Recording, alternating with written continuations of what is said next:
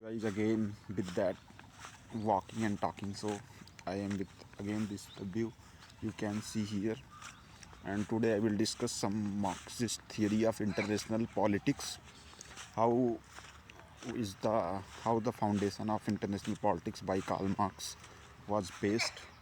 So basically, Karl Marx is a revolutionary thinker, something radical in its approach, because he's just reading, just doing the things, researching about the capitalist mode of system that is prevalent during that time around 18th century.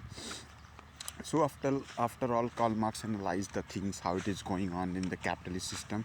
He found the exploitative nature of the society, the class division that was existed at that time. So after all this analysis and the framework understanding of this approach, Karl Marx given his own approach that is basically called the Marxist theory of international politics.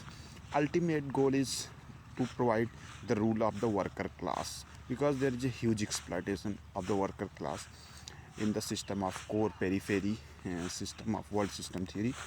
So that's why he has just propounded his theory on the basis of what he has already seen in the capitalist system, that there is a rule of the working class instead of the master of capitalist class. Workers should decide the rule, and the rule of the state, that is the communism system.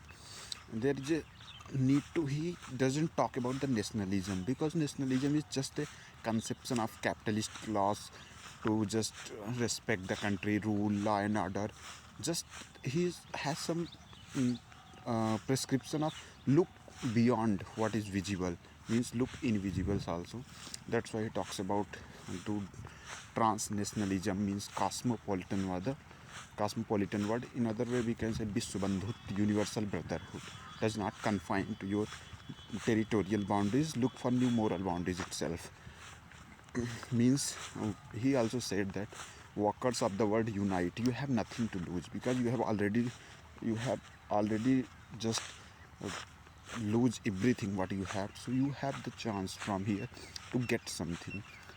So he says also to break the chains of slavery and go for fight with the structure of the capitalist system.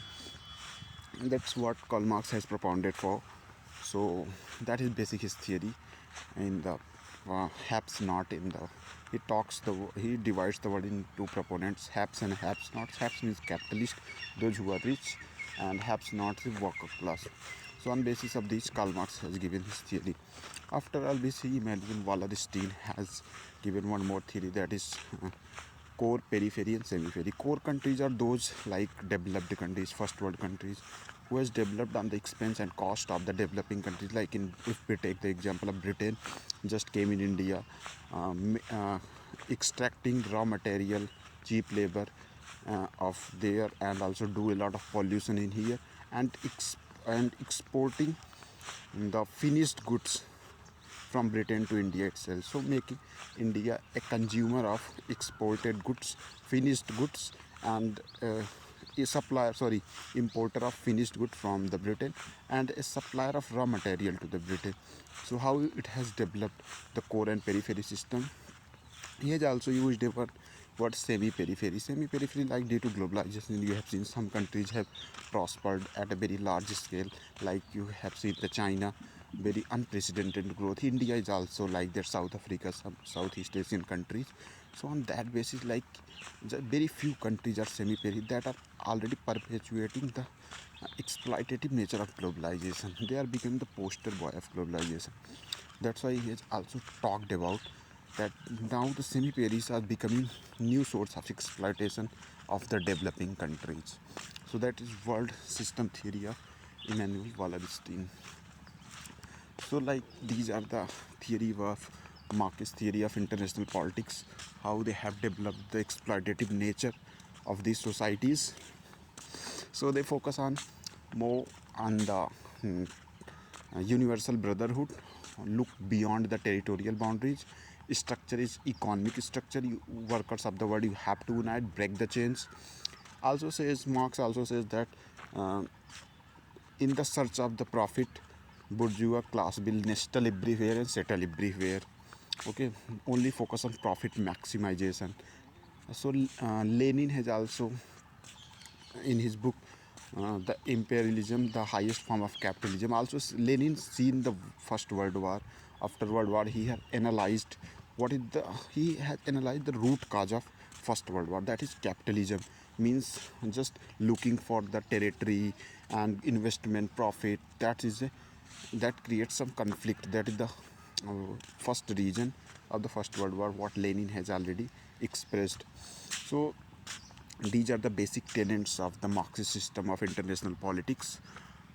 What else other perspective? How why Marxism is criticized for? Marxism basically criticized for making the theory economic reductionism because it is mono-causal. It focuses on just one factor, that is only economic factor. But as per postmodernism, there is a for anything you have to think from multiple perspective. There is not a single thing involved, not a single factor involved. There are a lot of factors because you have to check if you are checking any truth, any reality. So a lot of factors also.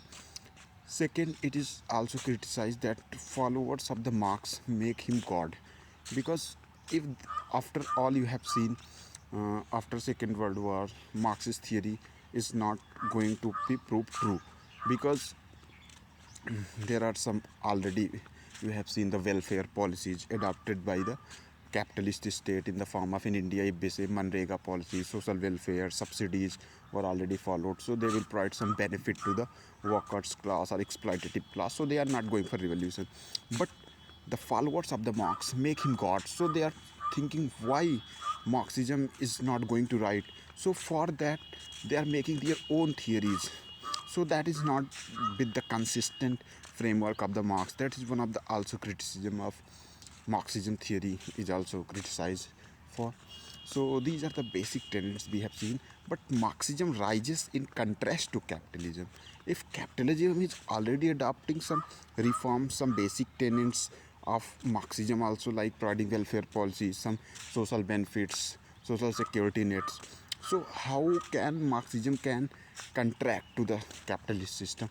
That is a big debate already in the countries, in the academic circles.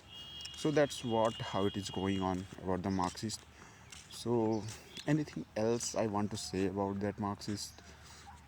In my own opinion, what I want to say about the Marxist system, in my opinion, I think Marxism is a good or balancing ideology, but it has to be also its approach is too radical, because now you cannot say, because state has some structure, you cannot go directly war with the state, because state has ideology, they have the mass media, they have the also various groups of their, so you cannot go.